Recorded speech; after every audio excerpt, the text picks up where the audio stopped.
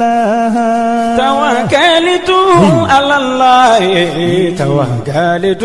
على الله توكلت على الله توكلت على الله جنينجي سمد لما صلى توكلت على الله وينبوني بدي فما علم توكلت على الله جونجي جيجي سمد لما صلى توكلت على الله وكم جيجي ديك فما علي توكلت على الله دلي فيونا فما على دوئي توكلت. Va, oui, j'ai mon bac. Félicitations mon garçon, je suis fier de toi. Bon, maintenant que tu es bachelier, en bas que tu connais. Bon, pour voir on est au Canada, on est aux États-Unis, on est trop. Père Mouna. Eh bien, où est-ce qu'on est au Canada? Ah oui, tel père, tel fils. N'est-ce pas Kalanki? Mais on a beaucoup ça. Ah, on met EduX là. EduX? Oui, EduX, il y a quelques années, c'est eux qui ont fait les démarches pour ton grand frère. Ah bon? Et il a fait master, il a commencé à travailler. Oui, allô? EduX, c'est une équipe expérimentée qui assiste vos étudiants dans l'admission universitaire, la demande de visa, l'accueil et l'installation et assiste vos étudiants jusqu'à l'obtention de leur diplôme. Choisir EduX, c'est s'ouvrir les portes des meilleures universités au Canada et aux États-Unis. Appelez dès maintenant le 76 54 18 57 et permettez à votre enfant de réaliser son projet d'études. Doutri, ni wari dafara est passé Dakar. Kasira dinamo. Sungalo e kungolo ati dugu wari ko odiba fo dugu andugu don warata de o koni kuma tala sa e kasama moneto yi i yere ta sita sidi kan numéro flani warici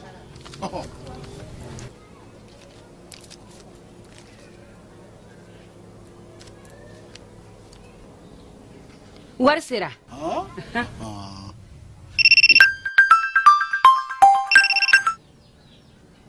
Allô? Ye wari sɔrɔ o ɲɛna tiɲɛ yɛrɛ la ko ni sama bɛ maa min ɲɛ ko n komi t'i gosi ngonga sama mone i yere ta a sɔngɔ ka nɔgɔ ni Mali wari ci sira bɛɛ ye dépôt ye fu ye wari bɛ ci fu ni application ye wa bɔ sara ye musaka fitini ye sama mone jini kuran bɛ sara n'a ye crédit bɛ ta n'a ye sanni feere bɛ kɛ n'a ye sama mone ni y'anw maliyɛnw ta ye a y'a si filɛ ka ngalon bɔnda.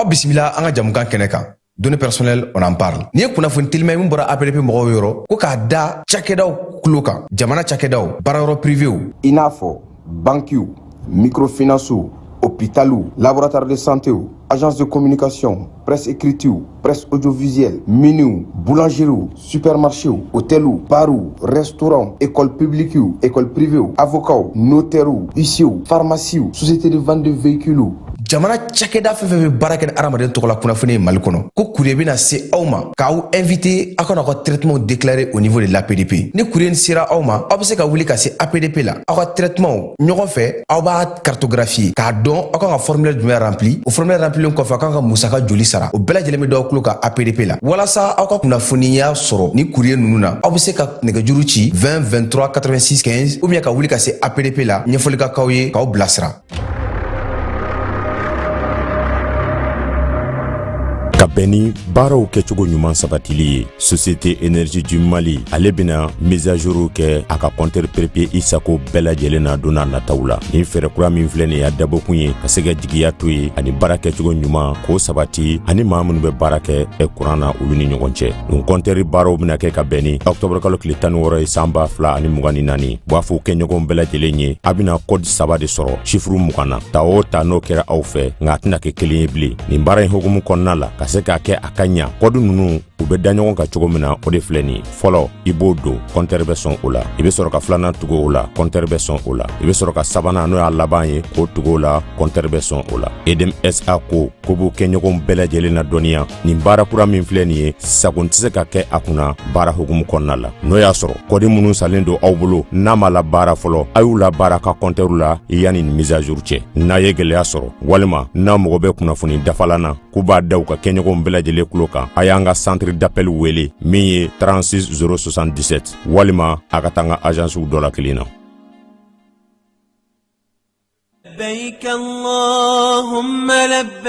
Agence Dunia Travers Service ako abibu nyamasegi foli kɛ ka ɲɛsin a ka sango hiji denw ma aw minnu ye danaya ta ka da kan aw ka hiji labɛn ni a kɛcogo ɲuman na. N'an taara hɛrɛ la ka segin hɛrɛ la dumuniw ka ɲi bɛrɛbɛrɛli ka ɲi n'an mago bɛ diɲɛ fɛn fɛn na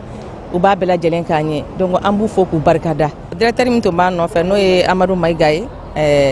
a jɔra a jɔyɔrɔ la ɲɛmɔgɔya ko fɛn fɛn a jɔra a jɔyɔrɔ la ka nisɔndiya mɔgɔw la ka mɔgɔw bɛrɛbɛrɛ ka koto mɔgɔw t'a la mɔgɔw tɛ min dɔn k'a ɲɛ yira mɔgɔw la an y'o baara de sɔrɔ duniya la. Kumu kelen kɔnɔ a ko ka aw bɛɛ lajɛlen laduniya silamɛ minnu bɛ Mali kɔnɔ ani minnu sigiyɔrɔ bɛnnen don diɲɛ jamana wɛrɛw ma k'a fɔ san wɛrɛ o hiji ni o umura o baaraw labɛnw daminɛna ka ban o tumana aw minnu b'a fɛ ka hiji kɛ damu lakana ni basigi kɔnɔ Agence Dunuya a kɛmɛ k'o fɛɛrɛ bɛɛ lajɛlen tigɛ ka hiji kɛcogo ɲuman kalanw bɛɛ lajɛlen labɛn ka bila aw ɲɛ min ye k'a dɔn siyɔrɔ ni damu ye ka surunya aw ka bato kɛ yɔrɔw la dumuni laki ka sanuma o bi tobi ka bila aw ka bolo ka saga n'a ka waati bɛɛ lajɛlen la dɔgɔtɔrɔ jolenw olu bɛ aw nɔfɛ hiji kɛ yɔrɔ ani bato kɛ yɔrɔ wɛrɛw bɛɛ lajɛlen la yɔrɔ bɛɛ ani waati bɛɛ baw bolo kuma dɔ o ka fusa ne de sen ka di ye. Agence Dunia Travel Service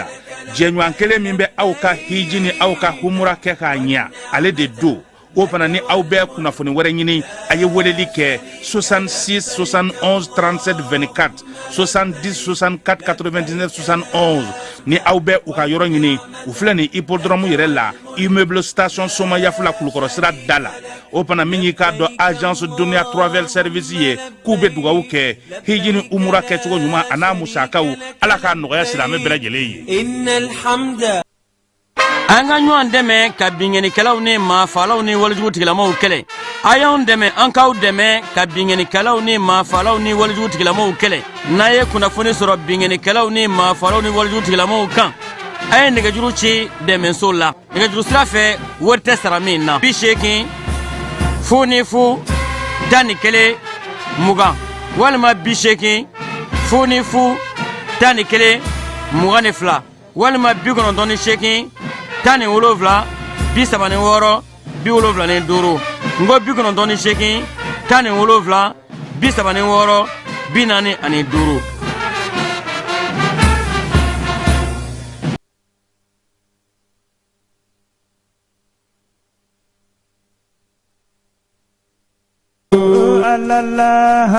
Allah jinu daba fama Allah do itawakalitu Allah Adam diuna ba fama Allah do itawakalitu Allah dani femmeti ki dali masa do itawakalitu Allah o kamuni inji summe dali masalla atawakalitu Allah ala kelni femmeti de itawakalitu توكلوا على الله توكلوا على الله توكلوا على الله an lamɛnbaaw ani an filɛbaaw k'aw bɛɛ lajɛlen fo ka aw waleɲuman dɔn jani ale sugandili la yaasa ka se k'aw ka kibaruyaw bɛɛ lajɛlen sɔrɔ wulada in na kunnafoni o bɛ taa n'an ye yirimajɔ polisiso la olu y'u bolo da maa dɔ kan ale fana tun bɛ polisi ladege de kɛ olu nana sa kibaruya kelen min bɛ bi halisa n'o kɛlen don ka kow bɛɛ lajɛlen ta o ye premier ministre kura ni kɔrɔlen olu kɔni ye baara latɛmɛw kɛ bi baara latɛmɛ mun kɛra sa premier ministre kura ale yɛrɛ ka sigili la sen kan n'o o ye général de division Ablaye Mayiga ye ani Sogɛli Kokala Mayiga ye ɲɔgɔn sɔrɔ bi primature la u ye baaraw kɔni latɛmɛ Sogɛli ale ye baara bɛɛ lajɛlen latɛmɛ a ma mun bɔra o kɔnɔna na an na o da tulo kan wɔlɔfɔw fɛ yen min ye Macky Sall ye ale ka tɔn a ye wasaden 7 wa n t'a dɔn 8 de sɔrɔ min ye wasaden 130 ye PATSEF ma u y'o de sɔrɔ 165 kan nin waati na sa min ye faransikaw fana fɛ kurantigɛ a degun bɛ ka boli dugu caman kɔnɔna na farikolo ɲɛnajɛ championnat national o bɛ daminɛ sini ni ala sɔnna a ma min ye tɔn 14 o de kan ka ye a farikolo ɲɛnajɛ in kɛnɛ kan a tɔn 14 a bɛ fɔ a ma sa ko championnat professionnel ni na ko siɲɛ fɔlɔ ye an ka jamana kɔnɔ joli b'a ale min kɔni ka championnat titre ka ca ni bɛɛ ta ye mise na ta sa an bɛna n'a lajɛ n'o y'a sɔrɔ ale bɛna se ka ɲinanta in fana ta nin y'an ka kumaw la kunbabaw ye sɔɔni sisan an bɛna na minnu walawala a bɛ se ka faamuyali sɔrɔ a la cogo min na Keba Jalo ale ka yamaruya kɔnɔna na bilali la bɔlɔlɔ sanfɛ.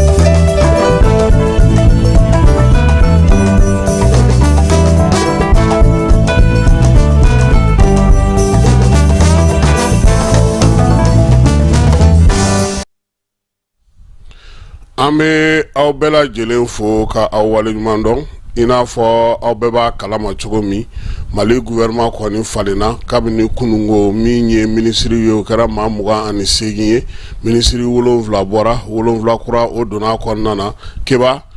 ja gouvernement yɛrɛ falenna k'an ka ministre dɔ to voyage la a n'a ka conseil n'a ka technicien n'a ka baarakɛlaw bɛɛ lajɛlen ministre min sigilen kama n'o ye Mamadu Samake ale n'a ka cɛro i yɛrɛ ka kuma u bɛ kɔpu kɔmiyɛla yen fɛ yen Azerbaïdjankaw fɛ yen o kɔni ale nin gɛlɛyara dɛ gouvernement yɛrɛ kɔni yɛlɛmana k'ale t'o ye ministre minnu bɔra sa olu ye Ikasa Mayiga ye Andogoli Gino ka taa se Fatumata Diko ma ale ni Binu n'o ye Binu Kamara ye ministre min fana bɛ yen n'o tun bɛ baara ni baaradege kunna ale fana bɔra a la ka taa se ministre min fana bɛ kuranko kunna Binu Kamara an y'o ta fɔ o fana bɔra a la ministre min bɛ muso ni du ni denmisɛnninw ka ko kunna ale fana falenna 7 kura o donna a la sa sɔgɔmada in na Keba premier ministre ka baarakɛyɔrɔ la baaraw olu daminɛna ni min ye fɔlɔ maa bɛ yen ko bɛ baara kɛ premier ministre ka baarakɛyɔrɔ la olu bɛɛ lajɛlen ɲɔgɔn sɔrɔ sanfɛ baarakɛla bɛɛ lajɛlen dafalen min ye premier ministre kɔrɔ ye ale ni olu masalala kɔni y'a ɲini u fɛ k'u cɛsiri k'u jija u n'ale jɛra ka baara kɛ cogo min ni mun tora ye dɛ parce que falen mina na don ko caman na ye a tilalen kɔ o la sa a yɛrɛ ka bureau kɔnɔna na premier ministre kura Dilekiba Jɛman b'a kan na Sogeri yɛrɛ ka Mali dannifiniw bɛ a kan na u kɔni nana sa u ye ɲɔgɔn sɔrɔ sɛnw u y'olu larawulili baaraw daminɛ ka kɛ ni sɛbɛn ye sabula n'i bɛ baara di mɔgɔ ma baaraba ni baaraba minnu bɛ n'i y'olu kɛ yɔrɔ minnu bɛ yen ni majɛw bɛ u la walima ni yɔrɔ minnu bɛ yen ni olu dafalen tɛ Keba i b'olu de ɲɛfɔ a ye n'a sɔnna k'a fɔ ko sɛbɛn min i y'a diya n bɛ se ka n tɛgɛnɔ bila a la k'a fɔ ko n jɛra n'a ye a b'a signé a bɛ passation document minɛ nka yɔrɔ minnu bɛ yen ni a tɛ fɛ k'a fɔ ko a jɛra n'olu ye a b'a fɔ ko bon n kɔni n bɛ n tɛgɛnɔ bila sɛbɛn na mais n bɛ a yirila k'a fɔ ko n ma sɔn nin yɔrɔ in ma o bɛ kɛ maaw bɛ yen minnu bɛ o fana ta donc Ablaye ni Sogel u fila u y'o kɛ o kɔfɛ sa min ye premier ministre kura ni kɔrɔlen ye u jɛra ka ɲɔgɔn kuma ɲɔgɔnya kɔfɛ Keba i b'a ye k'a fɔ premier ministre kɔrɔlen ale de bɛ bɔ ka taa kura o bɛ to yen o b'a ka baaraw daminɛ min ye Ablaye Mayiga ye ale bɔra sa ka na Sogel ale bilasira o y'a sɔrɔ Sogel kɔni y'a ɲini u fɛ sa u k'u jija k'u cɛsiri yaasa baarakɛlaw ye baara kɔrɔ mun nin ye kan bɛɛ ye yan yɔrɔ in ni ne ye kan bɛn sa min ye Sogel ye ale kɔni ka baaraw olu banna premier ministre la Ablaye Mayiga ale kɔni ye premier ministre ye sa Keba laɲiniba minnu kɛra bi ale ni baara minnu sigira sen kan ni Ablaye b'a fɛ ka baara kɛ cogo min an na tila ka o di maaw ma su in na nɛgɛ kanɲɛ 21 ka kɛ ni nin waleya in ye M5 RFP bolofara min bɛ yen n'o bɛ Imam Umaru Jara ale tɔgɔ la Keba olu ye bataki kɛ ko bataki min tɔgɔ ye ka kɛ ni premier ministre général de division Ablaye Mayiga sigili ye ani gouvernement kura sigili comité stratégique M5 RFP bolofara min bɛ Imam Umaru Jara tɔgɔ la k'ulu ye lajɛ kɛ alamisa ni kalo tile 21 kalo tile 21 sa k'u ye jateminɛ kɛ politique ko la an ka jamana yɛrɛ kɔnɔna na yan k'u y'a mɛn k'a fɔ ko min ye général de division Ablaye Mayiga k'ale kɛra premier ministre k'a ye gouvernement sigi k'u ye a mɛn wa fana Keba yɔrɔ a bɛ fɔ de ko an bɛ foli ni tanuni k'a ye u m'o fɔ dɛ u ko ko ils prennent acte i b'o kɔrɔ dɔn an ɲɛ b'a ko la kɔrɔ dɔ ye a ye ko min kɛ anw ɲɛ b'a la an nisɔndiyara wa an nisɔngoyara wa o ma fɔ dɛ an ɲɛ b'a ko la Imam Umaru Jara ka maaw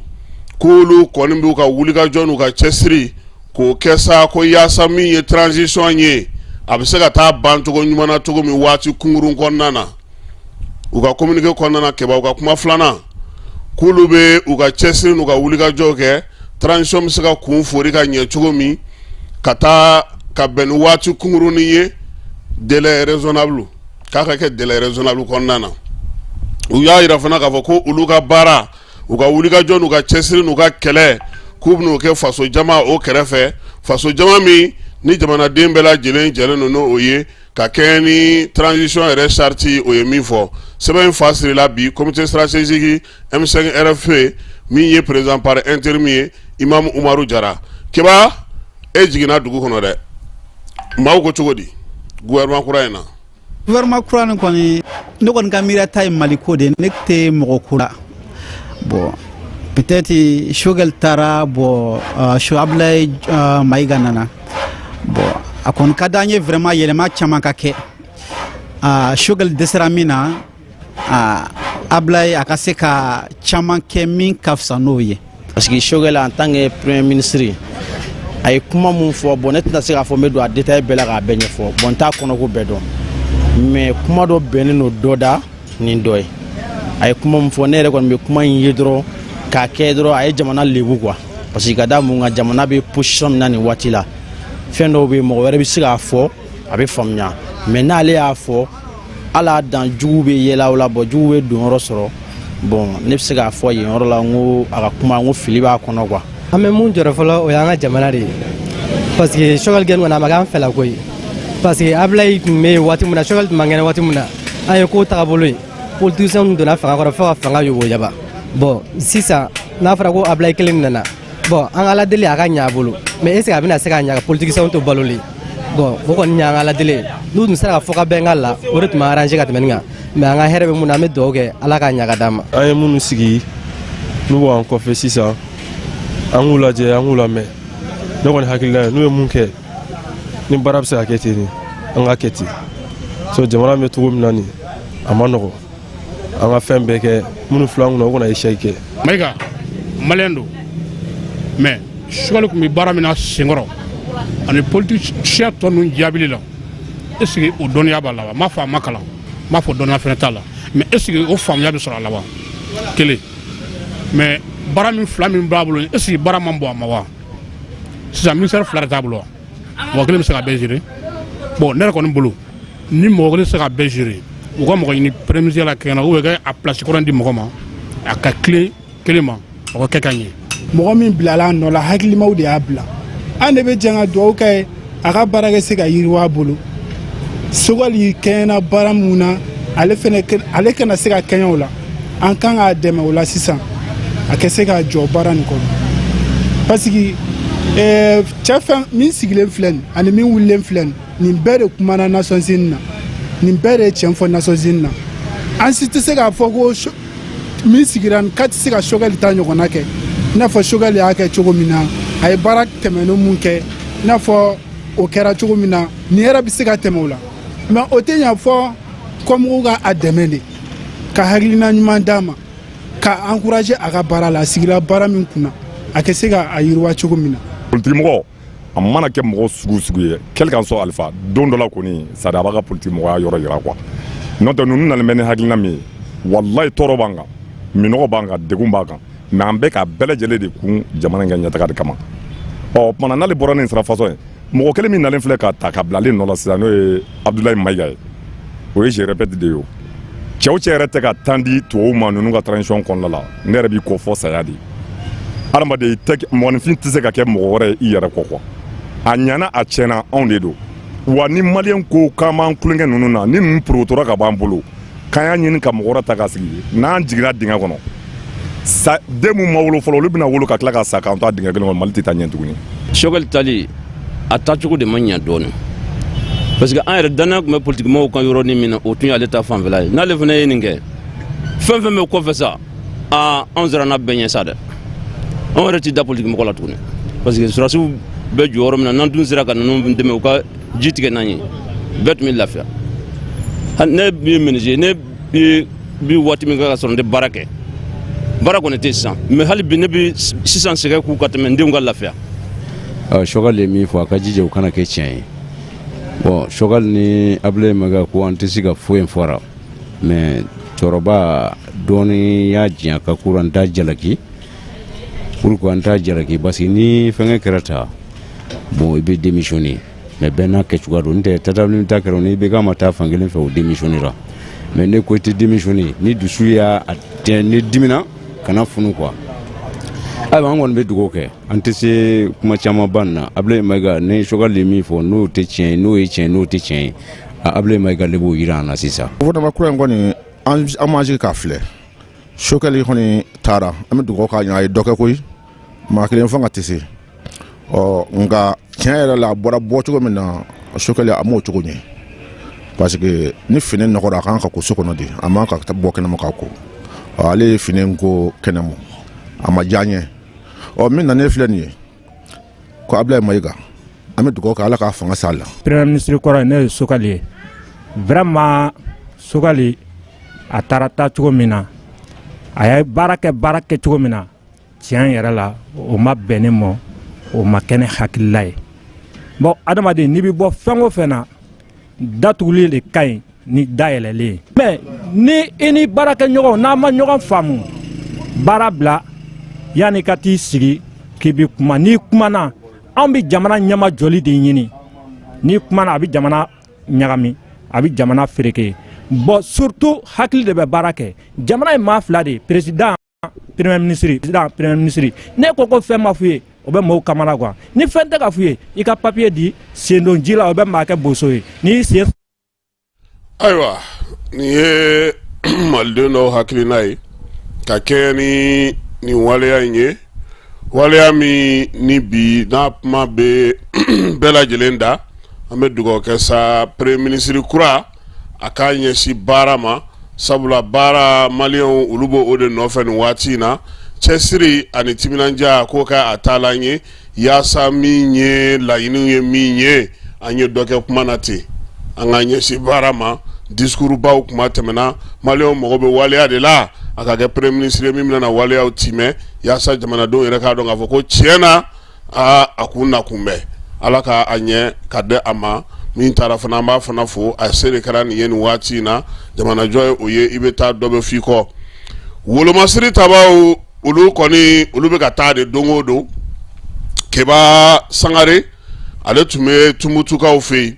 Tumudu minnu bɛ kalan na ye n'o ye wolomasiri tabaw ka kalan minnu bɛ sen na ye a taar'i ɲɛ da o yɔrɔw kan Tumutu wolomasiri tabaw yɛrɛ a n'olu yɛrɛ masala la baaraba minnu kan ka kɛ don nataw la yaasa dɔ ka fara Tumutu yɛrɛ kɔnɔna sinsinni kan lakana sabatili kan a y'o baara kuraw bɛɛ lajɛlen boloda Keba kɔni y'a yira wolomasiri tabaw la jamana ɲɛmaaw kɛlen don ka sira kura min ta sɔɔni AES o baaraw bɛna na daminɛ ani jamana tɔw bɛna na wulikajɔw kɛ force conjointe bɛna na sigi bɛɛ k'i jija kalan minnu bɛ ka kɛ nin ye i ka kɛ wanew y'a la kɛlɛkɛcɛw k'u jɔ u jɔyɔrɔ la olu minnu ye ɲɛmaaw ye olu fana tulomadalen don u ma degun o degun bɛ yen u k'a bɛɛ lajɛlen fɔ u ye u kana munumunu salo ka dabila n'o y'a sɔrɔ majɛ min bɛ yen u ka o fɔ mɔgɔw bɛ se ka faamuyali kɛ a ko la cogo min na o kɔfɛ sa min ye armée ale bɛ wulikajɔ belebele nin waati in na Baɲangara mara la Baɲangara yɛrɛ min ye baro kɛlɛtigi ye ale yɛrɛ kun taalen no kɛlɛbolo daga dayɛlɛ yen fanfɛlaw la yaasa maaw n'u bolominɛw bɛ se ka lakana cogo min banbanciwale ni walekɛbaw kɔni ka dagayɔrɔ belebeleba kɔni tira surɔ min ye Baɲangara ale masuruna na wulikajɔ ninnu kɔni bɛɛ lajɛlen tolen no sonna sa wa min ye dugudenw ye nin waati in na u y'a yira k'a fɔ ko min ye armée ye a ka wulikajɔ bɛ ka nɔbɔ ye min ye sira min tun bɛ bɔ Gawo ka taa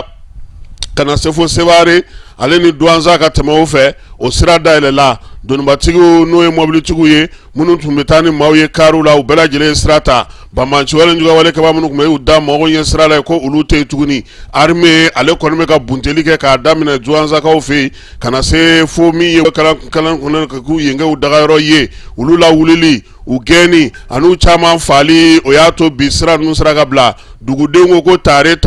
sabula armée bɔra ka nin baaraba min kɛ nin ye olu kun ka laɲini ye o de ye basigi ni lafiya o ka na olu ka se ka taa ni ka segin kɛ nka fɔla ye goudron tɔ t'a la tugun dɛ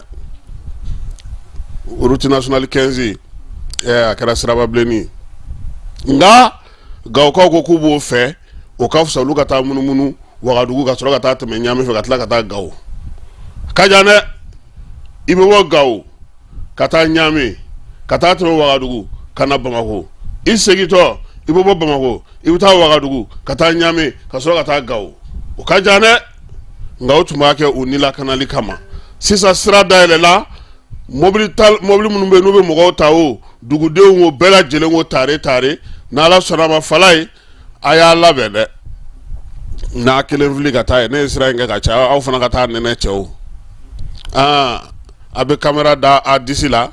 an b'a fɔ Masa Solo ye Diripa a ka ɲaama an ka maa kelen bɛ taa sira in lajɛ hali n'a tigi bɛ da duwanza ka segin o bɛɛ ye dɔ ye an bɛ segin ka na Bamako Yirimajɔ polisiso ale y'a bolo da Bamanciwale kɛbaa 2 kan bingalikɛla 2 ani maa min kɔni kun kɛlen don k'i yɛrɛ kɛ maa ye a tɛ maa min ye n y'a sɔrɔ Gimbala k'e dun b'i yɛrɛ yɛlɛma tugun i b'i yɛrɛ fi i b'i yɛrɛ jɛ nin bandi kɔgɔlenba 2 ninnu sa olu minɛna maa min fɛ sa commissaire principal de police Modibo Ka Jara a n'a ka danga n'o ye Yusuf Kulubali ye Yirimajɔ polisiso la olu de ye nin baara in kɛ kalo in tile 16 ka taa sa tile 19 ma nin bandi belebeleba 2 in u y'u bolo da o kan koyi min ye nin zonba ninnu ye maa ninnu ye u kɔni u y'olu tɔgɔ siginindenw de kɛ sa AD YD san 21 ka taa se san 27 ma olu 2 ye o ye olu tun bɛ mun kɛ ka maaw t'u ka moto kan k'a bɔ su la sɔgɔmada joona fɛ ka duuru don fiɲɛ na ka taa n'u yɛrɛ ye mugu ci u b'o kɛ sa ka maaw papa u bɛ sɔrɔ k'u dɛn ka taa ni maaw ka moto ye waati laban in na sa sɔgɔmada joona fɛ maaw de kɔni wulila sa ka kule a ye zon bɛɛ a ye cɛ ka moto minɛ a la bɛɛ lajɛlen bɔra sa k'i kɔ da o kɔ a la o kibaruya nana se patrulekɛlaw ma yɔrɔ min olu y'u senfa ka taa kɛnɛ kan ye mankan jumɛn bɛ aw fɛ yan aw ni jɔn bɛ ɲɔgɔn na a ko bɛ cogo di o y'a sɔrɔ za bandi 2 ninnu maaw kɛlen don k'u lamini fala ye o y'a sɔrɔ u y'u ka marifa di dɔ ma u taara n'a ye nka polisiw u ye tɛgɛ da u 2 bɛɛ lajɛlen kan ka taa n'u ye 13e arrondissement la o 13e arrondissement kelen olu fana tun bɛ ka maa kofɔlen dɔ ɲini o si bɛ san 40 ani kɔ la u ko ko MSD ale kɔni ye waleyaw kɛ sa waleya minnu ni o ye dansigi ye sabula u ka unité mobile min bɛ yen n'o bɛ lakɔlɔsili kɛ polisiw tɔgɔ la u b'a fɔ o ma ko EMC ale ni commissariat de Yirimajɔ olu ka bolo di ɲɔgɔn ma de y'a to ni bolo sera ka da ni maa kofɔlen kan kamalen kun ka baara ye mun ye a mana taa yɔrɔ min na a b'a fɔ ko inspecteur Dunbiya filɛ nin ye aw ma ne ye wa ne ye polisi de ye i ka sɛbɛnw bɛ mini ale yɛrɛ kun kɛra damana polisi ye melɔti b'a bolo bureau b'a bolo sɔrɔsi polisi finiw b'a bolo wa polisiw bɛ fini o fini don don min a yɛrɛ b'o ɲɔgɔnko don unité spéciale bɛ fɛn fɛn kɛ a b'o ɲɔgɔnko kɛ kamalen a kun kofɔra polisilakaw ye k'a kofɔ finitigilakaw ye a yɛrɛ tun bɛ ka ɲini nka ale t'o kalama ɲinini de senfɛ sa polisiw ka ɲɛma polisiso kɛrɛnkɛrɛnnen bɛ munumunu salo kɛ Bamakɔ kɔnɔ n'u bɛ jɛ ka patrouille kɛ faw na olu ni 13e arrondissement kɔrɔ maaw n'o ye polisi Yirimajɔ ye olu de ye kamalen nɔbɔ koyi polisi fini tun b'a la u taara tɛgɛ ta cayi a ka so u y'a sɔrɔ sa du in kɔnɔna ye min ye tenue ye o b'a bolo polisi uniforme u ka rangers min ye menotiw ye olu fana b'a bolo passeport 5 carte grise pi bɔgɔden téléphone caman b'a de carte nina carte biométrique permis min ye carte directeur ye nin bɛɛ lajɛlen bɛ kamalen bolo o fana tɛmɛnen kɔfɛ tuguni u ye mun sɔrɔ a ka so du sɛbɛn terrain caman ba ani maa minnu bɛ yen n'olu b'a ala ɲɛma ye kan don polisiya la olu fana ka sɛbɛn caman tun b'a bolo passeport kɔni ni visa wa ayi o min b'a bolo maa si t'o da dɔn maa kofɔlen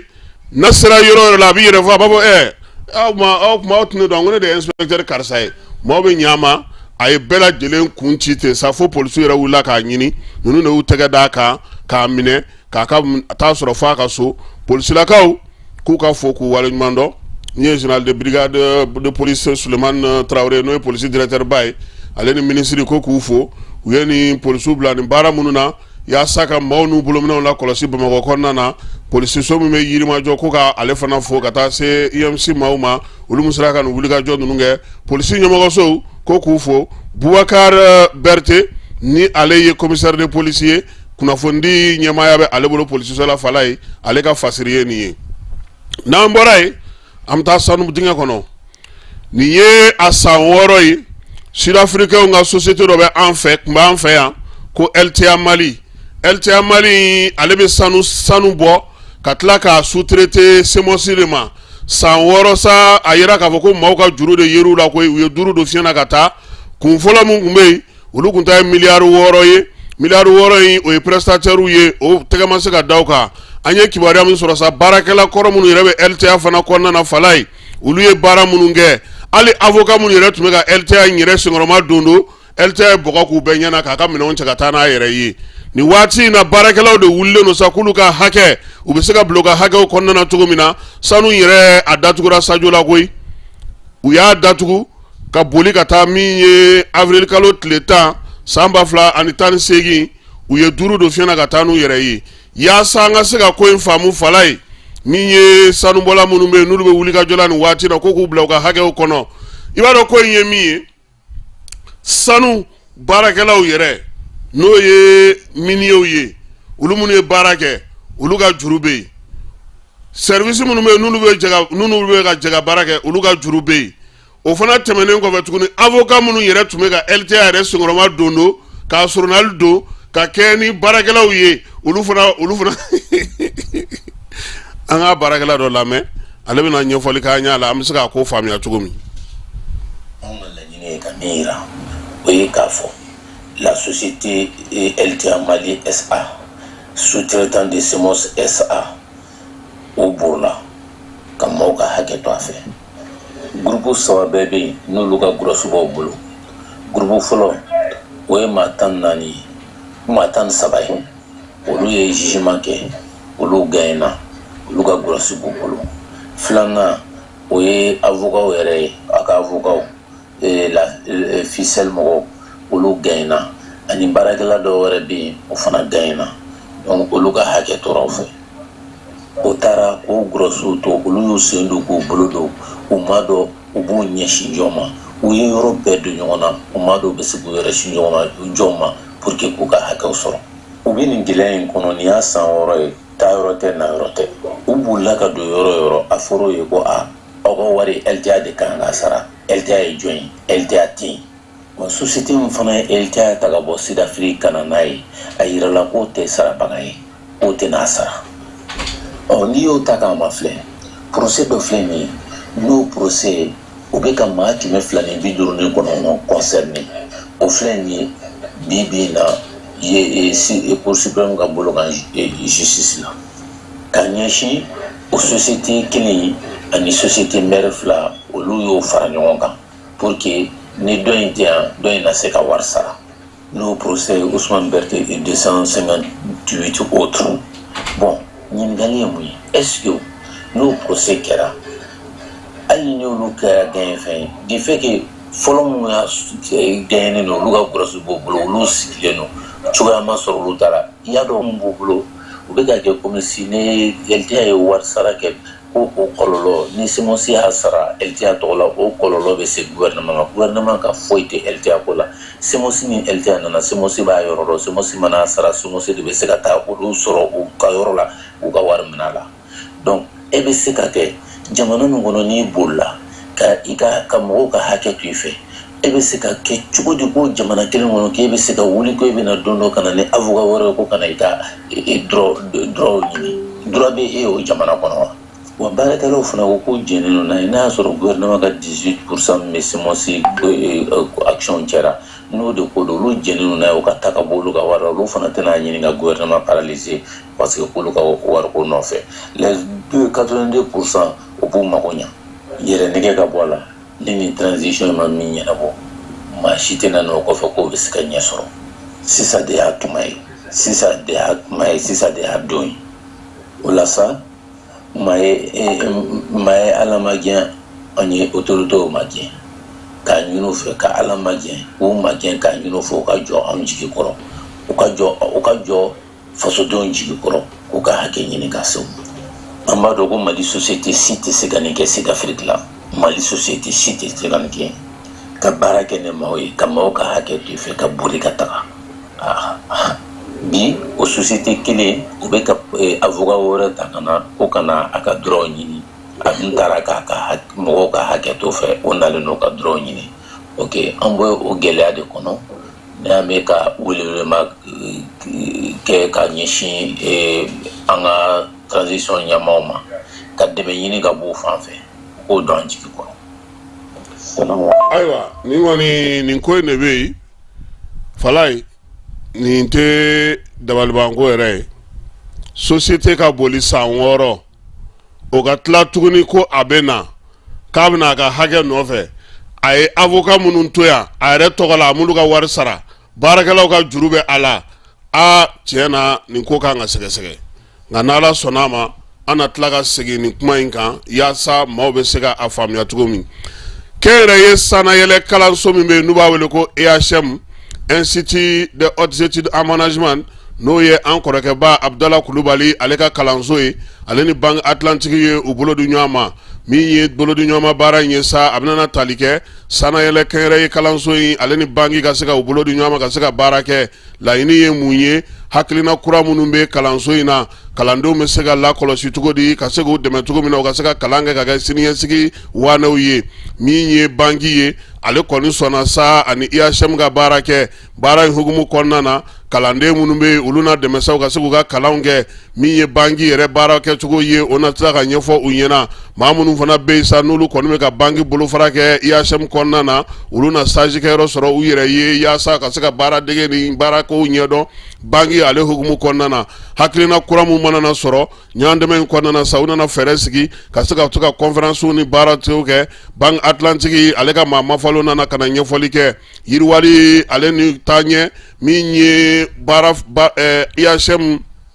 ale ni Banque Atlantique ye u na hakili jagabɔ kɛ fana ka ɲɛsin sugubulon ma fɛɛrɛ ni dabali mana na sɔrɔ ka se ka o kɛ bolodi ɲɔgɔnma in a kɛkun ye min ye u fila ka jɛ k'u hakili to ɲɔgɔn na ka se ka baara kɛ kalan n'o ye sanayɛlɛ kalanso ye o denmisɛnw olu bɛ se ka kɔkɔrɔ don cogo min k'u dɛmɛ u ka se ka baara faamuya min ye sɛbɛn ye sa a fa sirila maa min fɛ o ye Abdula Kulubali ye EHM a ɲɛmaaba an b'a fo k'a waleɲuman dɔn sabula ale ka ekɔliso in bila ekɔliso tɛ kabini waati jan a bɛ san 30 bɔ bi kalanso in dayɛlɛlen don sanayɛlɛ kalanso don min ye an ka faama caman ye an ka minisiri caman n'an ka mɔgɔba caman u ye kalan kɛ EHM na ka diplôme sɔrɔ an bɛ taa wɔlɔfɔw fɛ yen kalata kɔni ko a banna koyi wasaden wɔlɔfɔw fɛ yen maa 165 don min ye Macky Sall na kɔladenw ye olu ma tɛmɛ 7 kan koyi parti tɔw ta ye 5 saba ye min ye Diomaye ni Ousmane Sonko ye olu ye 130 ta koyi 160 ni kɔ kan nin waati na saba yira sa k'a fɔ ko wasabulon kɔni ko y'u ta ye u bɛna se ka baaraw kɛ nka dugudenw u sigilen don k'u kɔnɔ dɛ ko sabula u mago bɛ yɛlɛma de la u kana u ka yɛlɛma kɛ o de ka d'u ye o de la u y'u ka wasadenw ta ale wɔlɔfɔ kelenw fɛ yen maa minnu bɛ yen ni sanji kɔlɔlɔ y'u sɔrɔ gouvernement tun ye layidu ta u ye ko sefa wari miliyari 8 bɛna kɛ ka u dɛmɛ dɔw kɔni y'a ye sa k'a fɔ ko ji kɔni seginna ka taa nɔ la olu yɛrɛ bɛ ka wulikajɔ wɛrɛ kɛ u yɛrɛ ye ka bolomadɛmɛw kɛ yanni gouvernement ka dɛmɛ ka na u y'a yira sa k'a fɔ k'olu kɔni y'a datulu la k'a da jaba la gouvernement ye layidu mun ta u ye foro sɛnɛnaw b'a la nakɔtigiw b'a la malo sɛnɛnaw b'a la minnu ka so binna b'a la bɛɛ lajɛlen y'i sigi fo ka taa sɛgɛn sa Falaye u wulila k'u bɛ taa u yɛrɛ bɛ t'u débrouiller u yɛrɛ ye ni dɛmɛ tɛna a bɛ kɛ ten Burkinakaw fɛ yen fanga ɲɛmaaw maa 100 ɲɔgɔnna minnu k'u bolo bɛ faso cakɛbaara la u y'olu kɔni ka sɔrɔw dulon dɛ u ka jamanakuntigi furancɛla jamanakuntigi kɔrɔ min ye Daminba ye ale bɛ a la ale min yɛrɛ kun gɛnna ka bɔ wolomasiri 3 ka gun kan minisiri min tun bɛ ka sɔrɔ ko kunna ka taa se u ka jamana ni jamana wɛrɛ cɛ sira ɲɛnabɔ minisiri ma n'o ye an yɛrɛ baarakɛɲɔgɔn an kɔrɔkɛ Alpha Bari ye ale fana bɛ Falaye Facebook Alpha Bari b'an wele an bɛ taa surafana dun ye dɛ journaliste fɛn fɛn bɛ taa Facebook la k'i bɔra kɔ kan o surafana dun an b'o kɛ dɛ an kɔrɔkɛ don nka a donna politique la an t'o de ɲɛdɔn sa a kɛra u ka jamana minisiri ye min bɛ u ka jamana ni jamana wɛrɛ cɛ sira ɲɛnabɔ k'o kɛ an b'a fɔ nka ale kelen fana tɛ an kɔrɔkɛ ba wɛrɛ fana bɛ Burkina ye n'o ye Cherif Sy ye o kɔni kɛra fo assemblée yɛrɛ président kun ye koyi olu bɛɛ lajɛlen journaliste baw de ye hali sisan u ka minisiri min bɛ yen n'o ye ministre de la communication ye ale na anw yɛrɛ Facebook laban kɛ ɲɔgɔn fɛ Iritalba Jean Emmanuel Ouedraogo Falaye dɔɔni don dɔɔni don Burkinakaw u ma da olu dɔrɔn ma koyi maa mafalen wɛrɛw bɛ yen olu tɔgɔ bɛ sɛbɛn in na minisiri kɔrɔ 2 bɛ a la Jibril Basole ani Alpha Bari min ye u ka dori maire kɔrɔ Aziz Diallo o fana b'a la ka taa se wolomasiri tabaw caman ma ni kunnafonidilaw maa minnu bɛ sa ni sɛbɛn sɔrɔla k'a fɔ ko olu bilama u ka musakaw bɛ Burkina yɛrɛ kɔnɔna na k'u y'u dulon kalo 6 bɛ se ka yɛlɛma tuguni ka kalo wɛrɛ fara a kan Burkina fanga ɲɛmaw y'o fɔ Nigériyakaw olu kɔni y'a yira sa k'a fɔ ko u bɛna jɛ ka baara u bolo di u dafɛ jamanaw ma ko nɔn tɛ Boko Haram bɛna olu ban koyi Nigéria sɔrɔdasiw yɛrɛ welewelemada bila sa k'a fɔ ko nin waati in na tiɲɛna Boko Haram bɛ ka juguya dɛ Boko Haram tɛ sa u bɛ ka minnu kɔkɔrɔ don dɛ olu de don u b'a dɔn min b'u fɛ yen u b'a dɔn sisan ko komi fali bɛ ka caya olu yɛrɛ b'a fɛ sa u ni maa wɛrɛ k'u bolo di ɲɔgɔn ma u t'a daminɛ Niger ni Tchad la fɔlɔ yan'u ka se jamana wɛrɛw ma sabula olu fana b'a kɛlɛ la ye Faransiikaw fɛ yen guwa 230